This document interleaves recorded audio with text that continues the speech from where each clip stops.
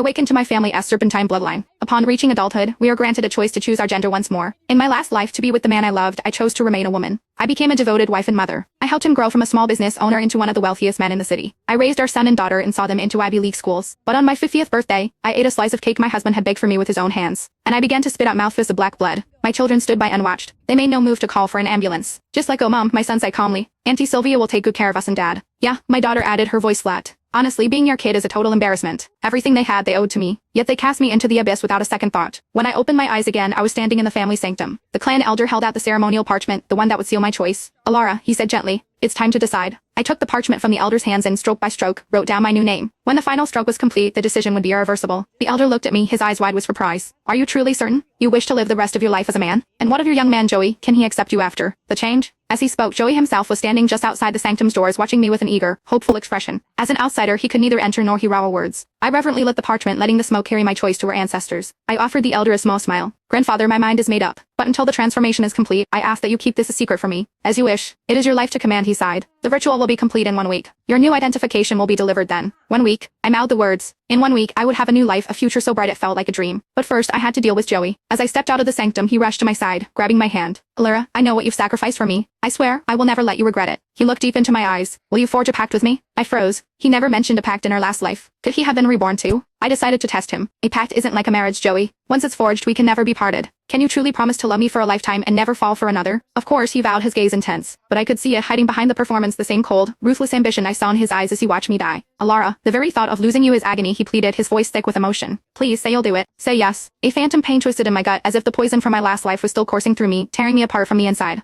I suppressed the bitterness and smiled brightly at him. "All right, Joey, I accept. I don't want to be apart from you either. Let's forge the pact right now." I snipped a lock of his hair and bound it together with one of my own. We took it back to the elder, who burned the offering in his sanctum's sacred brazier. "I, Alara, and Joey, bind our hair and our hearts as one, our love true and eternal." The elder opened his mouth as if to protest, but "Alara, aren't you?" He caught himself, remembering my request. He gave us both a long, complicated look before letting out a heavy sigh. As I watched our hair turn to ash in the flames, a genuine smile finally touched my lips. That night, Joey sat down with my parents to discuss the wedding. The gentle, adoring man from the sanctum was gone. He sat at the head of the table and, without even looking up, addressed my mother. "So when are you transferring the deeds for the houses and cars to my name?" My mother's face darkened. "What did you just say?" "Let's be blunt," Joey said, finally meeting her gaze. "I don't have any money. You'll have to cover all the wedding expenses. Or we can skip the wedding, I don't really care. But once we're married, Alara is my wife. Her property will be my property. What's the difference if you transfer it now or later?" He casually placed a drumstick on my plate, a smug look on his face. "Isn't that right, Alara?" My parents turned to me, their expressions grim. They knew the final decision was mine. "You hear that, Alara?" my mother said, her voice tight. "You're not even married and he's already trying to seize our family's assets. What kind of life will you have with him? Even if you remain a woman, we can find you a good man. Just say the word and we'll throw him out this instant." My father silently picked up a heavy wooden cane.